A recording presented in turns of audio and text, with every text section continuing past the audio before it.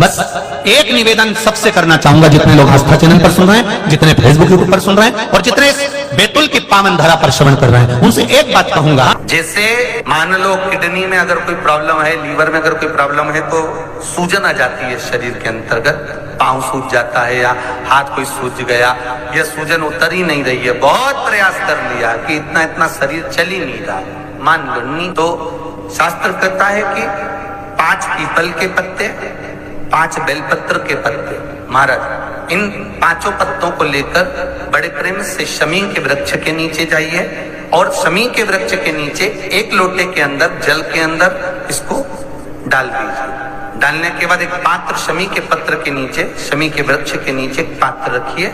उस पात्र में श्री शिवाय नमस्तुभ्यम शिव महापुराण का मूल मंत्र बोलकर अवधूतेश्वर महादेव का स्मरण कर। कौन से महादेव? अवधूतेश्वर, शंकर का एक अवतार है, अवधूत अवतार। शंकर के उस अवतार से बहुत सारे जलंधर, बाणा ऐसे रूप प्रकट हुए, तो अवधूतेश्वर महादेव का नाम लेकर उस जल को धीरे धीरे चढ़ाइए। पर शास्त्र कहता है पीपल का पत्ता, बेलपत्र का पत्ता कम से कम 20 मिनट तक उस पानी में गला होना चाहिए। उसके बाद उसको समर्पित करें। कोई मूर्ति नहीं रखना है, कोई स्वरूप नहीं बनाना, केवल पात्र में डालना है हमारा, और उस जल को उसी शमी पेड़ के नीचे पीकर आ जाइए।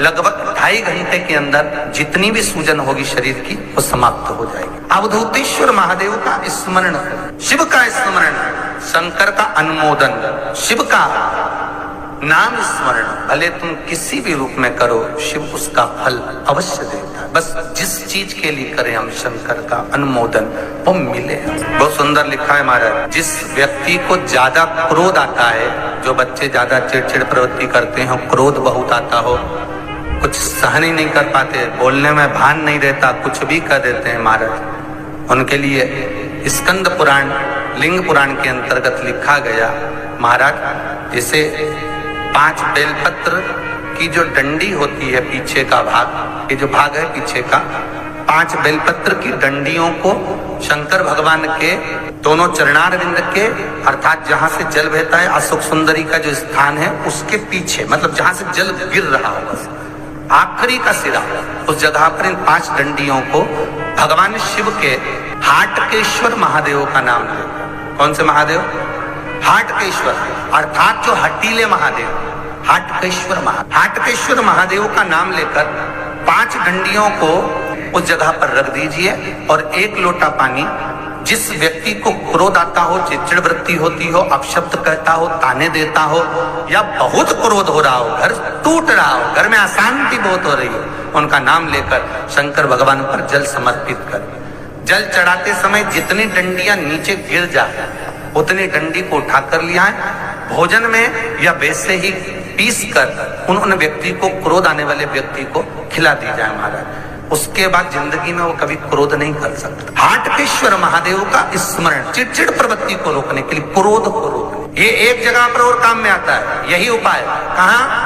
अगर हमारे घर की बेटी या बेटे गलत जगह पर संबंध कर रहे हो और कहना नहीं मान रहे हो, और आप समझा कर हार गए कि वो ठीक नहीं, मान ले, नहीं माने, तो भी अगर गलत मार्ग पर जा रहे तो वहां पर भी ये काम आता है। जब बार बार आप किसी काम को कर रहे हो और हार जाते हो, बहुत प्रयास करा आपने, हार गए, किसी एग्जाम में आप बार बार बैठ रहे हो, नहीं हो रहा, मात्र 7 चावल के दाने लीजिए, उसको केसर के इत्र में उसको भिंगा लीजिए, या कोई भी इत्र जो तुम्हारे घर में हो, 7 दाने चावल के जो तुम्हारे घर में इत्र हो उसमें भिंगा लीजिए। एक सफेद पुष्प हाथ में रखो। रात्रि को शिव मंदिर खुला हो तो शिव मंदिर में चढ़ा दो, नहीं खुला हो तो बेलपत्री के वृक्ष के नीचे अपनी कामना कर छोड़ दीजिए। 25 बार आपने प्रैक्टिकल करा, 25 बार आपने सीए का एग्जाम दे दिया, इसका एग्जाम दे दिया, उसका एग्जाम दे दिया, इंटरव्यू दे दिया, नहीं हो रहा, एक बार कर देखो,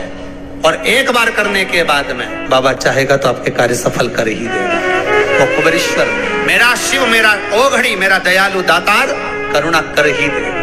करना उसी को है जो इंटरव्यू दे रहा है, जो परीक्षा दे रहा है। नहीं तो मालूम पड़े बेटी इंटरव्यू दे रही और माँ चढ़ाने चली गई, बेटा चढ़ाने चले जाए, नहीं, जो जो चाहता है कि मेरा ये काम होना है वही चढ़ा। आज भी प्रमाण है, सोमेश्वर महादेव का नाम लेकर किसी के शरीर में कोई बीमारी हो गई है, चर्म रोग हो गया, चमड़ी सफेद पड़ गई हो, या काया में कोई ऐसा रोग हो गया कि फुकलियां निकलना चालू हो गई, या चर्म रोग हो गया, कुछ मत करिए, अलोनी गोबरी लीजिए। गोबरी मतलब कंडा, अलोना कंडा गाय पोटा करती है, वो सूखा हुआ, सूखे हुए कंडे को लेकर जला लीजिए। जलाने के बाद में उस कंडे की राख को सफेद वस्त्र में ले लीजिए और ब्रह्म मुहूर्त में स्नान कर कर जाकर उस भस्म को शंकर भगवान पर जाकर सोमेश्वर महादेव का नाम लेकर चढ़ाइए। सोमेश्वर महादेव का नाम लेकर चढ़ाकर उस भस्म को वापस उठा लीजिए।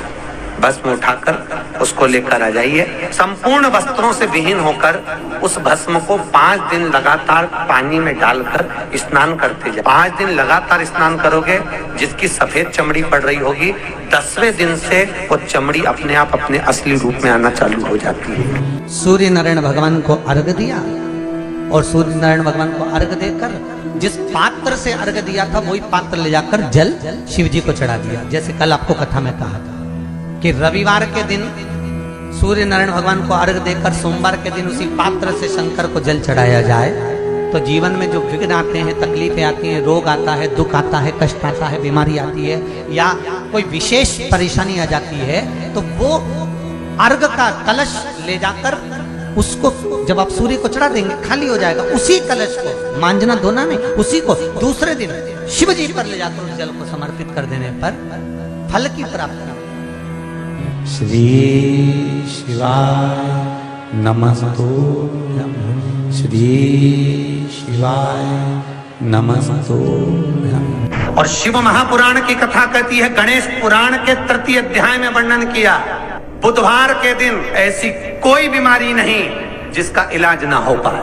कुछ ना करिए, हरा मूंग की कटोरी भर लो।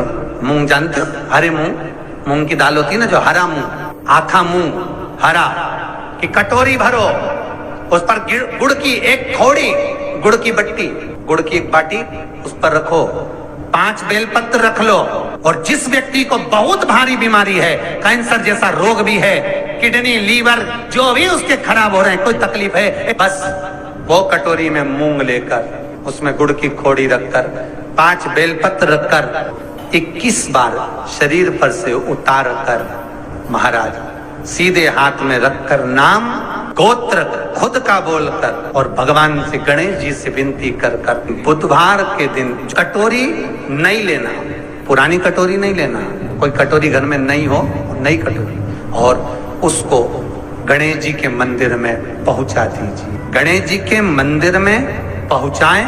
गणेश जी के मंदिर में पंडित जी भी बैठे रहें, हाथ में मत देना उस कटोरी को, भले दरवाजे पर, चौखट पर, गणेश जी के राइट हैंड की ओर। आपका उल्टा हाथ होगा, गणेश जी का सीधा हाथ होगा, तो गणेश जी का जो राइट हैंड हो, दर्शन करते समय सीधा हाथ इधर आएगा, उस हाथ के वहीं पर, अर्थात जमीन पे ही रख देना, पर रखना भूमि पर। महाराज कैसी भी बीमारी होगी, अगर चलने में भी तकलीफ हो रही होगी तो अंतर मालूम पड़ जाए। प्रदोष काल के समय पर वट वृक्ष के नीचे दिया लगाया जाता है। वट वृक्ष के नीचे लौंग का मात्र भोग रख दिया जाता है। लौंग मात्र, अगर वट वृक्ष के नीचे दिया लगाकर एक लौंग का जल या लौंग भगवान वटकेश्वर महादेव के नाम से भी अगर शिव को समर्पित करी है तो ये निश्चित है कि कर्जा कितना भी भारी होगा वो कर्जा चूकेगा जरूर, और कहीं ना कहीं से लक्ष्मी की व्यवस्था देवाधिदेव महादेव